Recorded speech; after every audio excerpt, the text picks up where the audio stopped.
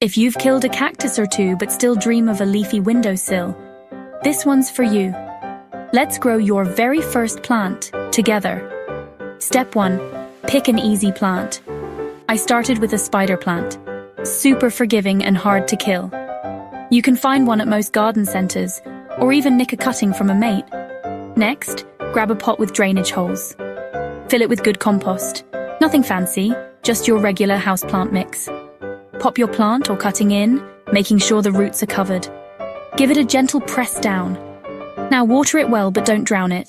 The soil should feel damp, not soggy.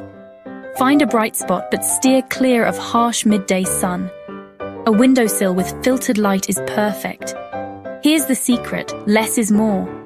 Only water when the top inch of soil feels dry. No need to fuss. Within a few weeks you'll spot new leaves. And trust me, it feels like magic. So give it a go. Growing your first plant isn't just easy, it's seriously rewarding. Good luck, and welcome to the world of gardening.